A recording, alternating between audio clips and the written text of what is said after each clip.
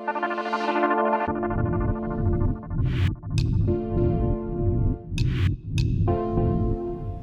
Everyone, मैं निकिता और आप देख रहे हैं आपकी खबर। ममता कुलकर्णी अब महामंडलेश्वर नहीं रही। किन्नर अखाड़े ने केवल 7 दिनों के अंदर ही महामंडलेश्वर का ओहदा छीन लिया गया।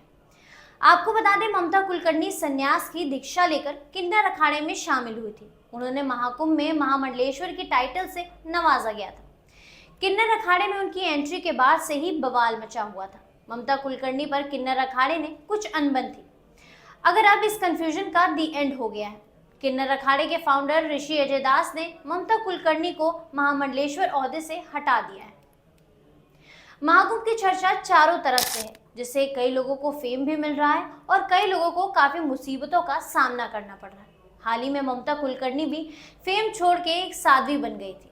अब उन्होंने बाबा बागेश्वर के मंडलेश्वर बनने के सवाल पर अपना रिएक्शन दिया है। उन्होंने अपनी तपस्या के सवालों की तुलना धीरेन्द्र शास्त्री की उम्र से की है। इतना ही नहीं, उन्होंने जवाब देते हुए कहा कि जाकर अपने गुरु से पूछें और चुपचाप बैठ जाएं। ममता कुलकर्णी के महामंडलेश्वर बनने के बाद से ही कई सारे लोगों ने नाराजगी जताई, लेकिन ये ओहदा मिलने के बाद भी हफ्ते ही कंट्रोवर्सी का शिकार होने की वजह से एक्ट्रेस से ये ओहदा ले लिया गया। इतना ही नहीं, बल्कि इसके साथ ही एक्ट्रेस पर कई सारे एलिगेशन भी लगे हैं, जिसमें ये कहा जा रहा था कि महामंडलेश्वर का ओहदा पाने के लिए उन्हें 10 करोड़ रुपए दिए। हालांकि अब इस केस के एक्ट्रेस ने अपनी बात कही। इसमें उन्होंने इस सभी मुद्दों पर बात करी। महाकुंभ के दौरान Mamta Kulkarni topic of the day एक खास चर्चा की वजह बनी हुई थी। एक्ट्रेस के महामंडलेश्वर बनने के बाद कई साधु संतों ने इस पर सवाल उठाए, जिसमें बाबा बागेश्वर बाबा के नाम से जाने वाले धीरेन्द्र शास्त्री भी शामिल थे। अब ममता ने अपने तरीके से अपने सवालों का जवाब दिया है।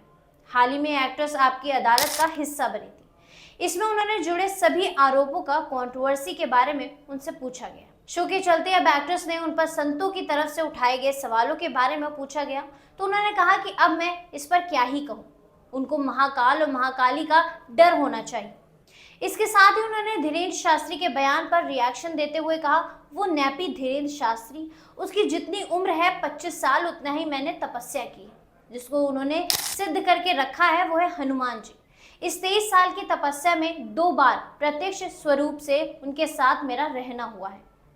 आगे एक्ट्रेस ने कहा कि धीरेन्द्र शास्त्री को मैं बस ये कहना चाहती हूँ कि उनके गुरु के पास दिव्य दृष्टि है, वो जाकर उनसे पूछे कि मैं कौन हूँ और चुपचाप बैठ जाए। दरअसल आपको बता दें, धीरेन्द्र शास्त्री महाकुंभ में स्नान करने के लिए पहुंचे थे, तो उसी वक्त उन्होंने मीडिया से बातचीत में ममता कुलकर्णी के महामंडलेश्वर बनने पर आपत्ति जताई थी। उन्होंने कहा था कि इस तरीके का ओहदा किसी सच्ची आत्मा वाले को ही देना चाहिए। उन्होंने कहा, किसी भी तरह के बाहरी प्रभाव से आकर किसी को भी संत या महामंडलेश्वर कैसे बनाया जा सकता है। हम खुद अभी तक महामंडलेश्वर नहीं बन पाए। इसमें आपका क्या कहना है? ऐसे ही लेटेस्ट अपडेट के लिए आप देखते रहिए आपकी खबर।